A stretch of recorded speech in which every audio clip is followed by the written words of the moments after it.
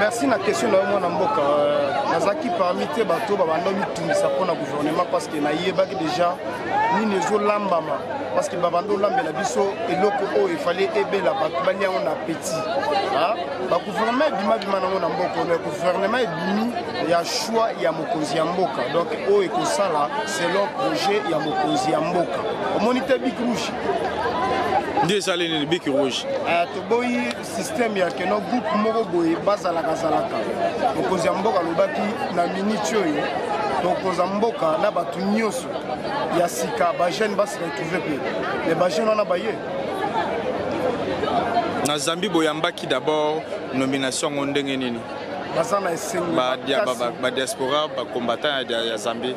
Bazana esengo makasi ba sepeli kutu makasi ba pesi mokonzi mboka félicitations makasi alors bazana esengo makasi bana Zambie bazana esengo ya trop pour la gouvernement oyebi parce que sepeli si bango message nini yo kopesa oyo yebi ba réalité oyo ba diaspora ya UDPS ya Zambie bazo vivre na Zambie ba déshydratant nini yo représenter dans nouveau gouvernement oyebi comme ba recommandation na bino.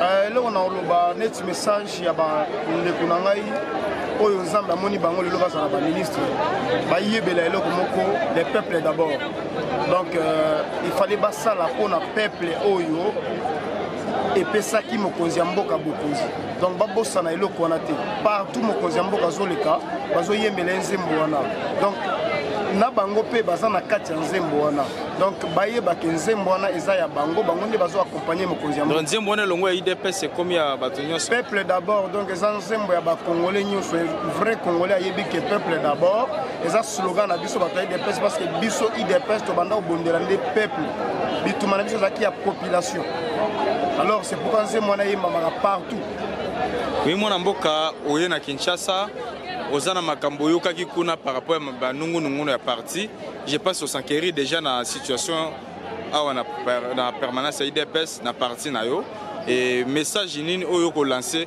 na bande kotiki na Zambie na mnoka mboka na bino baye ba situation yo kuti awa potokaki babi keno IDPS panzani ba oyo boye kabuya te président AIT na message nini éclaircissement nini ko pesa bango o kuti awa na mnoka na bino ya Zambia so bande onanga ya Zambie bande onanga ya Kinshasa bande onanga po baza partout na monde mobimba na opesa ba message IDPS eza état d'esprit IDPS eza mutu moko te bato balobaki lokola Etienne na kei donc IDPS ekufi ah donc lelo IDPS ezali donc soki bato bango bamona ke non tel akoki te parce que même Jésus-Christ mon Nzambe si esika botama ezala bamisusu bandima ete mais ceux qui on dit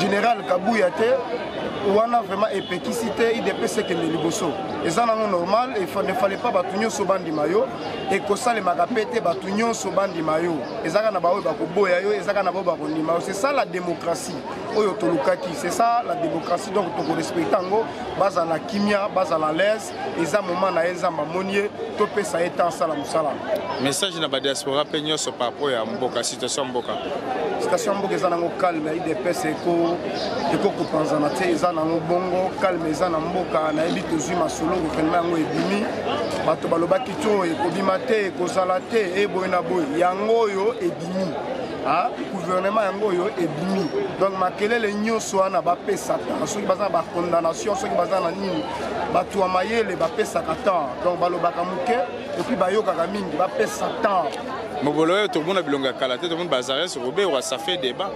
Combien de pourcents oyo depuis ba gouvernement bima na mboka oyo esalemi oyo eza histoire ya liboso na Congo oyo akoboya yango au moins azala mopaya na Congo. Attention aza mopaya au moins alandaka information ya Congo te. Merci mon. Au moins ebi histoire ya Congo te. Merci mon mboka. Na sepeli mingi ndeko na ngai. Gouvernement de lobaki ndenge bato ya église balobaka Jésus revient bientôt. Nous sommes là dans l'église, nous voulons dire que nous sommes là. Nous sommes calmer Mamaza, pour dire que nous avons la pression parce que le gouvernement Félix. Alors, bientôt, c'est limite. C'est comme nous sommes gouvernement à bout au pire. C'est comme l'air du travail.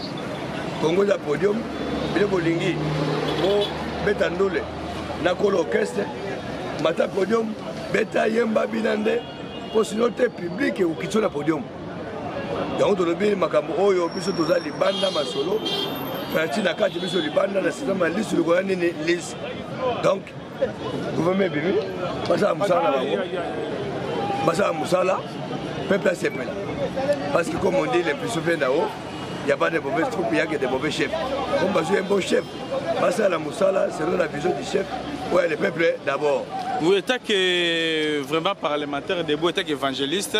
Est-ce que le gouvernement Oyo répond à l'attente d'abord? Il y a eu deux PS et il y a le peuple congolais. Vous pouvez même bimer. Maintenant, sur les deux PS, va suivre. Mais le parlementaire debout, basé dessus, pourquoi? Parce que va se retrouver, va reconnaître l'élite de la bangote. Comment le Parlement debout, la structure créée par Tshisekedi? Nous avons ségalé dans la politique à Congo. Bon, maintenant, on a créé. Est-ce que Rosa a yombo?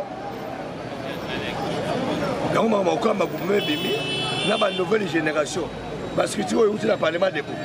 Parce que le Parlement debout est créé force pour créer une nouvelle génération. Maintenant, le parlementaire debout se retrouver. Mais Bobimi n'a pas bourgmestre, n'a pas maison communale. On a humilié le Parlement debout. Bourgmestre a joué. Et puis, on a arrêté mon Keba tantôt plutôt. Tantôt arrêté, tantôt arrêté, tantôt arrêté. Donc, on sentait que notre logo, il y a un saralesfi à battre. Il y a un autre bité. On a un Parlement debout. On a un peu de parlement, les gens à Kanda. Dans un Kanda, il y a jeté. Pour tout le canis, il y a un gaz automela. Les combattants parlementaires de Bakoufa, humiliés chaque jour, Tongo, midi, Poko, lundi, dimanche, 1er de 30, janvier, décembre, pendant 26 ans. Pour défendre les gars de Bess. Le haut pouvoir y est, au Kabul, il y a dit non, pour concerner le phénomène parlement debout. Nous avons un peu de d'ailleurs, pour tirer la Koufa, il y a un peu de bon à la maison. Et comme on a le solam, ben, madame, il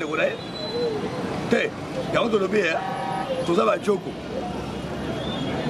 Tu comprends que non, tout ça n'a rando politique. Tu l'accès à la bataille de baisse. Terrain, ça n'a pas parlement debout. Est-ce que si vous sali, vous remplissez le formulaire, vous avez acquis des droits, il y a parti pour nous présenter des désidérateurs avant de les médias. Dans le pays, il y a un droit fort à Yébso qui est en Galia. Il y a un droit fort à Yébso en Galia. Comment ma para pour s'organiser pour pas dans la stable? Pour les gens qui ont été dans la c'est pas de passer là. Dans la bosse, nous sommes parlement de Bossani. Dans la bosse, parce que nous sommes parlement de Bossani, même les bandas, bandits miango. Donc, nous sommes évangélistes, et ça, on est moko? Mais parlement de Bossani, c'est évangéliste. Tout le monde est en malam et Tshisekedi. Tout le monde est en malam. Nous sommes en Tshisekedi. Tout le monde est comme combattant. Tout le monde est comme Félix. Pourquoi? Parce qu'il a parlé de tout à l'intérieur. Tout soit risque. On a il devait se vendre. Le haut, il devait se donner un pouvoir. Mais nous sommes au pays. Est-ce que Baro Babimi wana bamela bagaz te po loba ili sola gaz? Nous sommes dans le solo à parlement debout. Il y a aussi un besoin de bango. Mais tant au parlement debout, il y a aussi la légion en année. Bah télé bakabazolo, batona bah télé makabazo kabatubazolo. Pourtant souvent on peut tellement na parlement debout bazolo kabat. Parlement debout est structure ya ngwasu. Tant que vous teya na yozo yoka. On est le Robert Moko. Bah bimi batikala ko télé maté ba loba, batikala ko télé maté pe ba yoka. Bango nde ba royeba. Mutu akaboli masolo ya pouvoir yemo royeba. Na IDPS banali basu ba risque pour les gabaninga nazolo ba o ya connaissance de cause soki parlement de Boutende IDPS kufa kala chaque fois IDPS ezalaka menacé ezalaka parlement de évangile chaque fois Tshisekedi azalaki menacé ezalaka parlement de la preuve aneke Pachi ba rouler na Genève bale ba sauver parlement de biso de tomboka ki to bisie papa longola biloko ya Genève zonga wata makondo sa campagne. Yoka base. C'est le parlement debout. Donc, Bino peut sauver un combat avec un conseil dans le parlement. Mais, heureusement, vous devez m'assurer que vous avez parlementaire debout. Moi aussi, je suis la caméra. Pour rappeler que vous avez dit que pas de peuple. Tu peux 3 jours. Pourquoi? Parce que je suis inconscient. J'en ai ma boule, c'est ma passion. Donc, palmarès à parlement debout, ils ont plein. Donc, regret na biso ya ngwana Parlement debout oublié na ba nomination ba cabinet ya président de la République na ba nomination ya ba ministre provincial tozate même na gouvernement tozate alors et puis biso ko bang nous aura pas Tshisekedi akufa pour tozaki ba face chérie ya Tshisekedi namoni ozala makambo ebele kosanza et puis si passe depuis makambo ya nomination ebandi tozoobserve kaka po tobuna INC lobi nazalaki toute la journée ngai moko na INC c'était la fête totale à l'IDPS nazokaka na batiombo kuna Sabril chez les voisins na bien yo comprendre que ba parlementaire de bobaza te pour fête aux années pour ba saka loyenge na terrain na ba parlementaire de so na nga ngwasuma to saka ngwasuma na nga fête saka pe fête yango moni na minute oyo tozala bango système akeba pour preuve vous avez une matinée au Parlement de Boissalaga le 20 juillet vous avez un séminaire et ça dit 2 jours à Wangouasuma donc il y a un bon système à info perso parce que pour faire le midi à Zara parolier après ça va nous et ça les bat et dans la boule pour créer au caisse de nos quartiers la défense et on peut plus au Parlement de vous la minute tout le but de force pour te comprendre les amis basui les dynamiques basui les alliés basés, les associations basées. Bon, si on peut parler de vous. Tous en quoi parce que quand dirige mon gars qui soit confiance. On a créé l'espérance à travailler. Si on parle de vous pendant 26 ans, avant de se passer la politique na terre. Les expériences pour partout dans l'État, il y a l'administration. Il y a des politiciens qui ont une vision politique, il y a beaucoup d'administratifs. Il y a des bureaux dans l'État, il y a fonctionnaires dans l'État. Mais, message na oya bino commissaire chef de l'État. Message de ça na direct. Il y a tout le but de accompagner pendant combien de mandats? 2 mandats. Il a notre soutien. Donc, tu as besoin de place pour faire des mandats. Dans le pouvoir réagir et où tu n'as pas combattu à l'IDPS. Pouvoir à l'IDPS. Pouvoir fâcher à l'IDPS. Tu peux essayer mandat pour mi balai. Après 2023 2028. Et après mi balai, tu as l'IDPS Moussouya. Après mi balai, tu as l'IDPS Moussouya. N'est-ce pas annoncé? Tu as besoin de faire un otage. Tu as pouvoir de Moussouya. Tu as besoin de mais ça, c'est quand même un partenaire. Il y a un partenaire politique. Il est pèse à ça comme millennial pour la 2020. Donc, parlementaire debout. Baza comme millennial pour la 2023. Objectif de c'est quoi?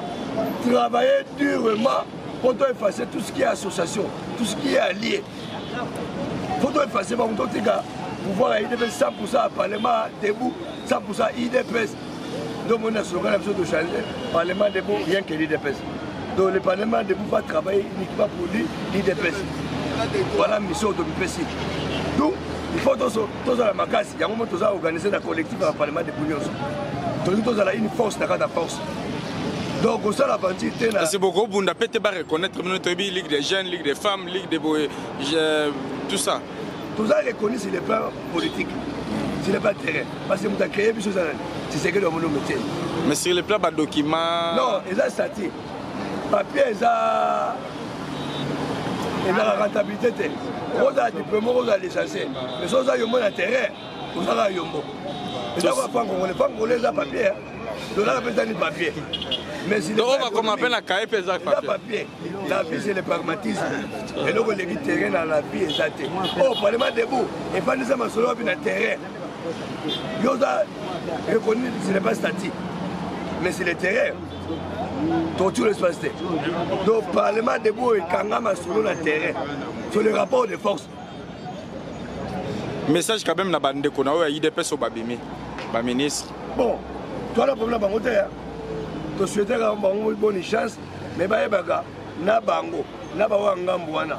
Tu as un système de sur le Rwanda, Babimi, même si tu as un bango, tu as vision ya Fachi ezaka le peuple soko tenga mena vision na a d'ailleurs parlement de Bouygues à qui par moto ayi ba pe moto te soto récupérer aux alibanda masolo okoyoka nini son donc boke kuna bo garder image ya IDPS bozo ba ambassadeur ya IDPS boke business te nde ba misu Fachi akangi bango bata business. Lui croyait qu'il a affaire à des politiciens. Donc on dit que c'est business. Donc il peut être que vous avez business. Dans le monde, minute, tout ça, un système a dit sur le Golan, surveillance populaire. On a 4, ils sont les bandes. Moi, je suis vraiment merci quand même. Quand même, moi, tout le monde est moi 12 minutes. Je suis un message pour le moment pour personne combat à parlement de vous. À parlementaire de Bougnos, au bazar dans le département. Pour Toboy évasion ça la mawe bibo tout rapidement. Message moi très serein. Naza leader. Nazo yebiso oyo sama na mitema parlementaire de vous. Ba sepeli na bango ote. Pourquoi oya bango tisikoyo? Bazo za la nomete. Oya bango ndena neti na. Ba na bango oto o ba terre bango politique. On va pas dire que le Parlement de Bouba bon, l'IDPS vaincra. Mais il a vaincu. Des années, base de la rap pour voir l'IDPS. Comment ça va l'idée? Et puis, il y a une période où il y a un maréchal.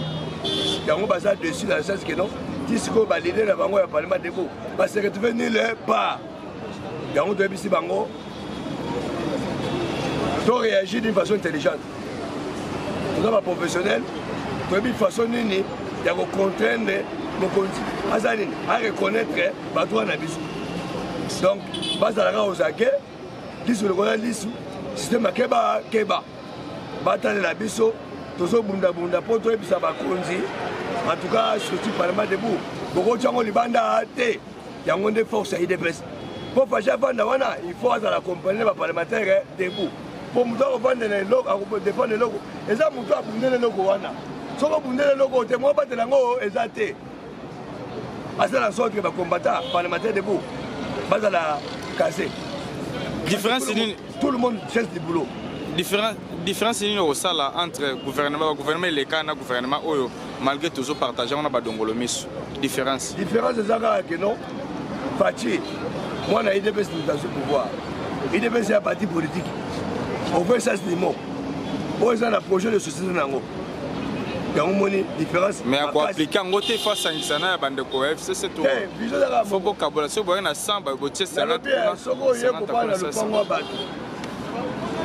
il faut se conformer à la vision du pan.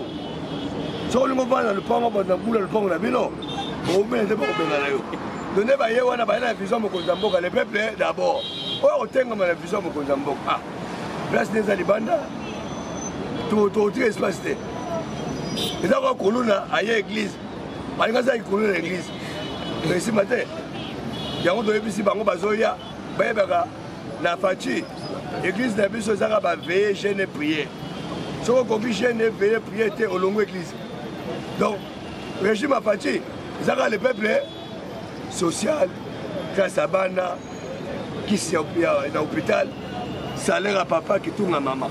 Message monsieur Elinga na mutu vraiment tant yo lobaka au baksanga makamna kana kité tala bango message na hotel na basanzete avant pouvoir pendant pouvoir tisiko no bazu misalate je pense aux même appel ya ba pirio bazo benga yo message yo pesa na bazo critiquer babi que no banda pe bango bazo régner bino bazo pouvoir te na bazo critiquer au moins masola ba parlementaire debo nenge do hotel ma ba ba on défend de biso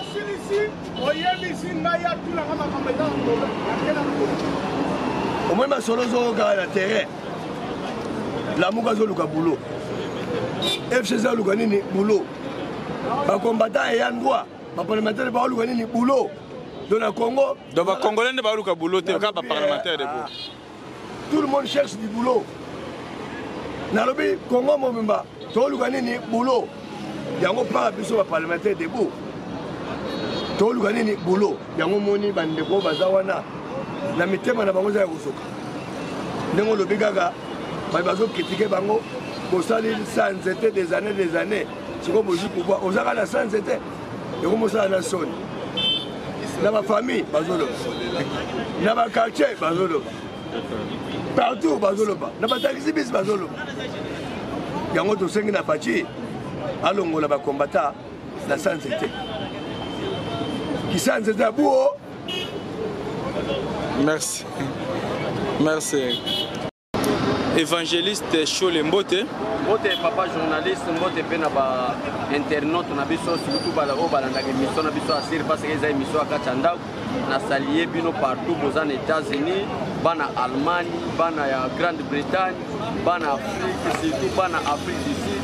Mbote na bino ba fédération na biso no sa extérieur vraiment nzamba ba de la vie. Mon amboka to bengi évangéliste. Est-ce que vous pourquoi to bengi évangéliste? Est-ce que miyebi? Na miyebi parce que na za moko ba parlementaire debout ba obate yaka que signifie Tshisekedi, que signifie l'IDPS et surtout to ça ba o vraiment to yekoli yango malamu to expliquer na peuple congolais. Parce que évangélisation liko laksanine.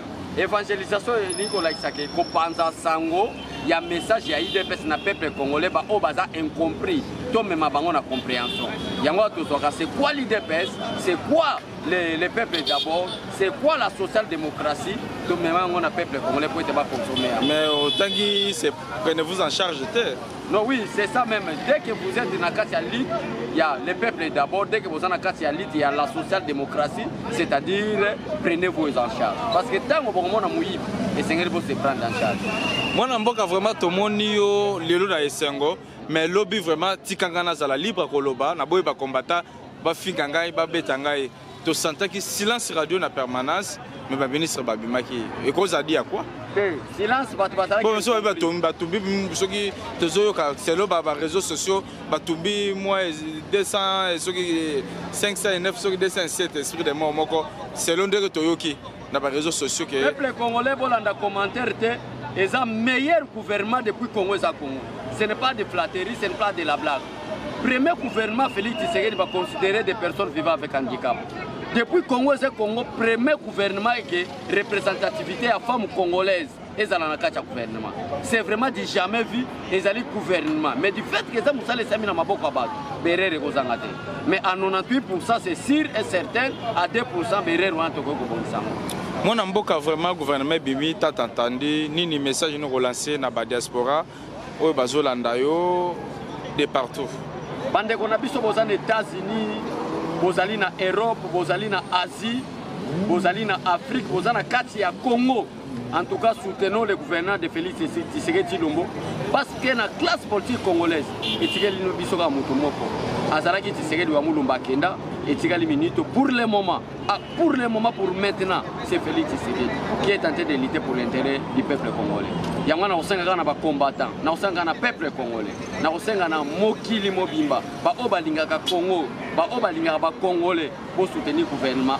Dans 3-4 jours, il y a un investisseur na bango na kosenga ba congolais no soto kende to soutenir gouvernement mais ce qui conseille à kopesa et aux ala mingi na bata ya FCC lokola tozana coalition na bango ba mesana na indiscipline politique ba mesana na impolitesse politique ba yeba que maintenant ce n'est plus Kabila c'est Félix Tshisekedi. Il y a une grande différence entre l'existence de Kabila et l'existence de Félix Tshisekedi. Kabila est un dictateur, Félix Tshisekedi est un démocrate. Kabila ne respecte pas les principes, Félix Tshisekedi respecte les principes.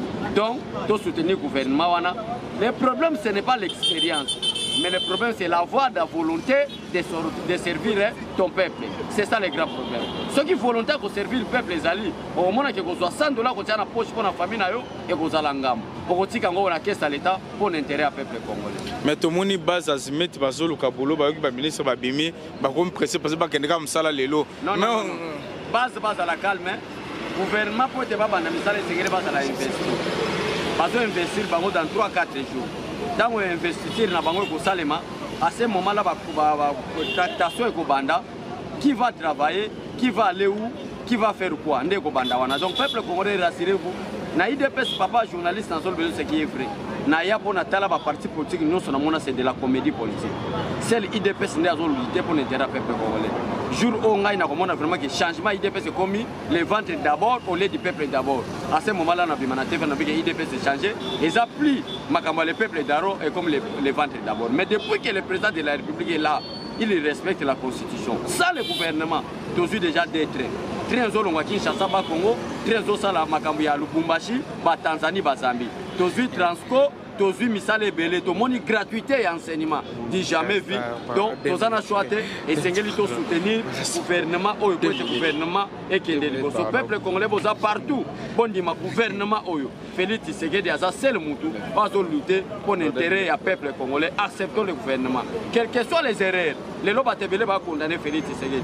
Pourquoi présence ya Nyamugabo pourquoi présence ya Azaria Surubero so que même na gouvernement britannique au monde qu'il y a même des Indiens qui travaillent dans le gouvernement. Ce n'est pas le problème. Kabila a une intention de balkaniser la République quand il était le président de la République. Mais à Koki à Moté et les lois oyo montaousa la balkanisation c'est Azaria Surubero. Peuple congolais va la rassurer et le gouvernement de travailler pour l'intérêt du peuple congolais. Toyoka qui mutumonga message ko beta masasi bo beta avion wana c'est juste faire après mais Fati Mata qui ta rose masasi bongote bo beta non non masasi yo peut-être aux journalistes au milieu du village né bolobaka mais ngana voyez biso que ce n'est plus Kabila qui est au pouvoir c'est Félix Tshisekedi. Voilà j'ai fait les joies Alexis Tambwe Mwamba moko ba criminel politique na moka ça il faut dire la vérité a détruire l'avion et a une discipline politique. N'a pas prouvé le peuple congolais pourquoi on a besoin d'une discipline politique parce qu'il y a une constitution conforme à l'article 68. Il n'y a pas une institution qu'on appelle le Sénat selon l'article 68. L'article 68 de la constitution reconnaît seulement 4 institutions. Le président, le parlement, le gouvernement et les cours et tribunaux. Mais à notre grande surprise, Papa Mukolo Nasuka Pembe aligna ça la Sénat comme une institution. Yangwana era comprendre que bisoto telemelié à Senga Bolimbisi à Mosala Souberere. Oui, to suki sina yo mutuna suka poto ya Mbappé évangéliste musupo na IDPS évangéliste posé belé allez-y multiplier la nouvelle Panza Sango. Mutuna tonga totuna toyoki ke bin ba représentativité à la personne vivant avec handicap. Mutu abimi ministre za personne vivant avec handicap to za valide. Mais tala et azako buka na terme lobaka buka na bo peuple comprendre. Atambola ko buka. Poza mutuna batu batuninga. Peuple congolais mama Irène aza vraiment ko buka na za handicapé. Et c'est que gouvernement batu bandima yango dit jamais vu Mobutu considéra ba handicapé te. Mobutu considéra ba ndundu te. Mobutu considéra ba soumiwe te. Mais le Félix Tshisekedi a considéré bango. Donc peuple congolais a vraiment handicap pour na ko soit en charge ba personne vivant avec handicap. Message ni na bande konyo so u bazala kozela Martin Kanga pour abima etaki. Non Martin Kanga sali déjà belé. Azamuto FCC. Il faut que la vérité problème est ça. Soit aux ana cash ou aux ana FCC parce que tous ana coalition.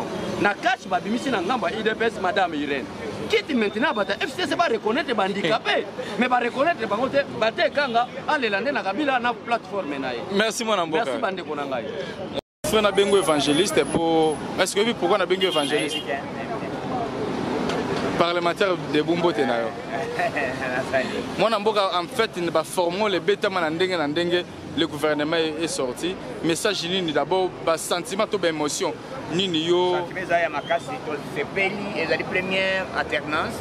Il y a un président sortant et entrant, Bazali vivant et Basali lelo et le gouvernement ya bongo salami et le moko ya kokomi sanzambe on a lelo makasi il est depuis pendant 37 ans tout sali lite tout chikala ko sala et le koito. Donc ezali démonstration ya ndenga liboma oyo batokoki koboya yango azali te yango tozokomisa nzambe ezali kosepela eloko malgré omeli ezalaki koomela puisqu'il fallait koluka bilongi bafigure ya sika yango esalaki ke eomela mais pour le moment masolo ezalaki kitoko nelengi masolo ezobeta bana ndenga liboma lokola ministre babimi sikoyo tosali ke tosengi que tous les ministres oyo babimi va travailler pour l'intérêt ya peuple congolais non que intérêt à les ventres d'abord va travailler que les peuples d'abord. Olobi bilongi ya sika metoki ba Nyamungabu toki ba Azaria Surube wa monte ke olingi wana za formal te ozobeta. Elongi ya monte moko azamu ibale mais majorité ezali ba nouveau venu. Donc eloko musala fati asali yango wana. Musala makasi 75% ya bilongi ya kala et ya sika. Donc ezali événement moko terrible. Papa na bato wana ba bilongi wana eko sala eloko mbisi ebanda na motu. Mbisi ebanda ko pola na motu. Soki mutu epoli esili mais lokole fati azali locomotive wazali ko benda ba wagon ko benda ngwa ndesordre ba o nyos ba ko landanzela te ba ko zala hors périmètre cellulaire. Donc makambo ezali ko salama président na biso nzambe abatela ye sika azali a spécifique susu fait vert na bana na ba parents classe à la gratuité tina 2000 ti mandat na aussi là bon a évité et bandi les aussi commandant aussi mon connaît na évité mais yo le bi gratuité to qui des école à l'état il y a des écoles privées bazar concerné mon kanga preuve mais la biso mon toi na comme ba bi école privée il faut pas ça privé il faut pas ça sur précision tant to ya ka bino besoin évangéliste ba panti sango ils allaient travailler en partenariat dans l'état non école conventionnée non conventionnée ils allaient école ni ba école ils allaient catholique protestant kimangiste ceux qui vivent ceux qui banani hein oui ils travaillent na banani yangwana donc va travailler en collaboration avec l'État. Et Zali, ce n'est pas dire qu'on travaille au filet. L'État va les payer. À cause de Mbongo, l'État les bimba là où les parents batanga au filet. Au bas de la première primaire, la deuxième c'est où. Les alliés, le Congo, c'est la toute première fois que le Congo Salama. Les alliés, maman événement, les Congolais vont sa chance, la présidente de la République garant le fonctionnement des institutions, Makambazo, pour ça là, les alliés, Bato, Bazalaki, Kotouna, Félix Akokoka.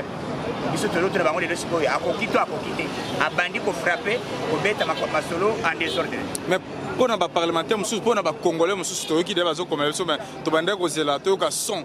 Ministre Toyokaba Chole Toyokaba président David va président mais tout le monde binoté moi personnellement là il n'a pas ça pressé ce qu'on a pressé ça le quoi la moto vous avez le quoi la moto Zali Kolanda puisque ce n'est pas tout le monde qui va dans le ministère Thérèse Ali et Langeza Gaya je ne suis pas pressé ceux qui n'allaient les loter le vin à Golia n'a dit que pour les gens l'essentiel des qui il dépêche tous au pouvoir oh il m'a renvoyé totalement en Goussima n'a dit que lobby te reçoit.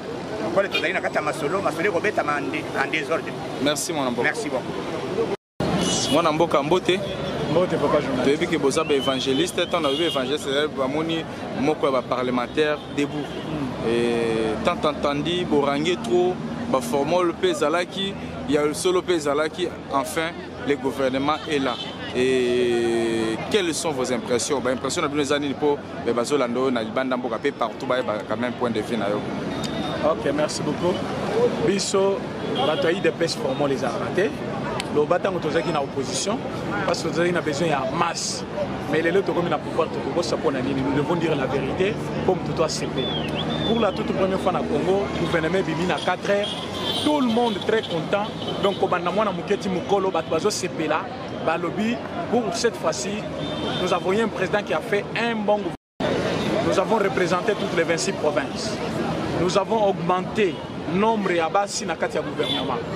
Topé si ministère même na bande konabi soro bakatana makolo soit à Koufalisou baza bande konabi so ba congolais il faut ba CP là. Nous avons envisagé dans ce gouvernement ata couche moko ya popularité te ezanga. Voilà pourquoi kobanda mwana muketi mukolo et sengo kobanda 4 heures comme si mboka est indépendance pour le gouvernement. Donc gouvernement za malamu. Nous avons fait pour la toute première fois un gouvernement avec 76% de nouvelles figures. Ce qui veut dire que tout le monde qui sous sanction attend mon côté abimi. Attend mon côté azaki na kati ya buzoba na maboko kombindo abimi na gouvernement. Ce qui va bazo le la présence ya Azaria Soubero. J'accepte que Azala na gouvernement pourquoi parce que azamoko ya bato ba sala na Kabila et que na kati ya ba sanction ba pesa qui était. Ça se distingue quand même que même soit cela qui est ça qui m'a bêté. Bien que Bazali commenter qu'à un sujet rwandais, je le concède à un sujet rwandais, mais ça a changé de nationalité à Koma Congolais. Du fait qu'à Koma Congolais, il a travaillé sous Kabila, mais il n'a jamais été sanctionné comme Bamoussou Swana. Et Bamoussou Bazali sanctionné, voilà pourquoi Babina a gouvernement. Il est à Zonginaye, tout cas cause la gouvernement qui a battu à Sikate, tout cas m'a dit que mon amboka wana touché problème exacté, mais à cause de la sous impulsion à chef de l'État. Ce qui veut dire que c'est un gouvernement qui va honorer la République, un gouvernement qui va répondre aux attentes de la République. Je pense que parfois le temps ne nous permettra pas de dire tout. Pour la première fois, nous avons eu un bon gouvernement au Congo. Le gouvernement Yamala, moi, ils pour représenter la province, province des exclus, Bassi et Belé, Bas jeunes et Belé. Et bilongia sikao nano yibate nano batika la kosa mabete et belé. Ça montre que Félix a le besoin de servir le peuple congolais. Si vous avez plus besoin de détails, Rogo Bengangaï dans plus 243 84 68 919. plus 243 84 68 919. À ce numéro-là, on peut bien vous donner plus de détails sur Makambo concernant le gouvernement. Merci beaucoup. Mon couteau soukaka potosili ça pour remercier de Abisso par rapport au bandé que vous avez tout capé son ministre bandé bosé belé delphin banane tout cabino ata ba cholé mais tout qui binoté parlement debout Parlement debout. On fait allusion à Parlement debout. Vous allez chef de l'État. Ayeba ke ministère au Yameja, il a fallu que tu réservé ministère wana na ba parlementaire debout. Pour parlementaire debout, vous allez ko sala musala moko monene, ko pe sa vision ya monene na ba tout ba yebi de personnes ba yebi de persité. Vous allez ko yebi sa ba tout ce qui est idéologie ya de pers na vision chef de l'État du matin au soir. Et bien, les parlementaires debout, le chef de l'État exclure Bisso. Nous avons les structures formelles et informelles. C'est vrai, IDPS, le Parlement debout est une structure informelle, mais elle est reconnue par IDPS. Il a fallu même un ministère pour nous, mais le chef de l'État, Azali, très regardant. Il nous a fixé un rendez-vous à Lobaki après sortir du gouvernement à Koyamba Bisso. Je suis très serein de ce que j'ai dit à Koyamba Bisso. Ma place à Kossa, les républiques, les ébélés, ils ont un gouvernement. Donc, même si on a nommé Yokatson, même si on a nommé président René, même si on a nommé Nani Choli, un jour, tu as vu que tu as une place ébélée pour le peuple congolais, et tu as le peuple congolais, na vision chef de l'État, parce que nous sommes une vision, nous allons défendre du matin au soir, pour ni les vision. Merci, mon amboka. Merci, papa. Mon amboka, Kadi Mbote. Comment nous sommes vraiment en fait le gouvernement est là. Vraiment, nini okokiko loba makanisi zali nini to ba analyse nini na ba balanda na ndinga nyoso. Ndeko pepe biso to chaki makelele te pona gouvernement parce que to yeba il faut do so mama zui zemi voilà zela ba moi ba sanze koka.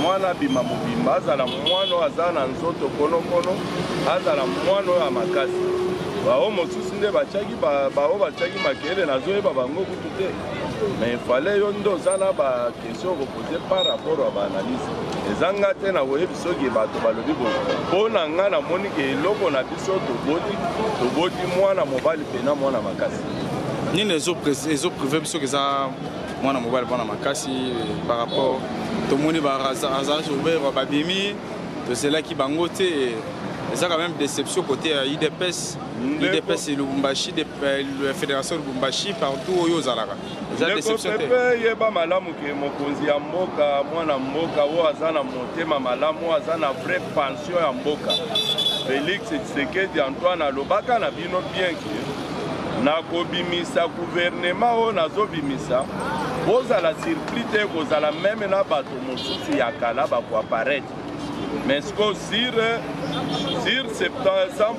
gouvernement Félix Tshisekedi abimiseli bino 75% ba nouveau na 25% bato ya kala ndeko pepe olandinga bien 25% bato ya kala 75 ba nouveau quand même mokonzi nanga coup de chapeau esika azali na Japon parce que asali eloko oyo alobaki po asali bino bombaka secret te place mokonzi azali tokobomba secret mpona nini ake voyage ya tourisme te ake voyage mpona développement mboka efolanda makambo bazotraite mpona lokola eza makambo oyo ezotala mpona développement mboka ifale tobetela ngo mulolo bato nyonso bayebake en tout cas on est vrai 5e président oyo balakaka mpona délivrance ya Congo.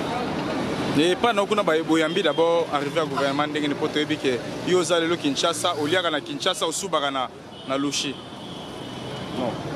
En tout cas mpona ngai mpona ake ya gouvernement nayebi coup de chapeau nano epai ya sélectionnaire meilleur sélectionnaire ya gouvernement oyo asali choix ya bato oyo baza capable batechnocrate ya IDPS meilleur sélectionnaire Jean-Marc Kabunda esika ozali coup de chapeau parce que oyebi mosala papa soki yo te naza sire mpona na mokonzi na nga bato ye ache baza batechnocrate bakosunga mboka lokola ye moko Jean-Marc andimaki kosouffrir mais kobomba parti mpona kochange Congo bato ye mpe aponi bakochange Congo lokola ye. Conseil nini na baoyo babimi baministre? Conseil yo nakoki kopesa ngo na baministre esongolo pakala ya bao mosusu mais mpona bao ya biso bayebi idéologie oyo nyonso babimi na liste ya IDPS bayebi ke idéologie na biso ezali lutte contre l'anticorruption bango bakokota buzobu wana te mais bao nyonso baweleli kozala na liste soki boye na makanisi wana ke ndenge régime oyo euti koleka bapiyere régime oyo ya badictatere ya bapiyere oyo babando panza mboka nde boye bokozala bokeba prison ya bakongo eza monene mpona baministre. Merci mwana mboka. Merci ndeko.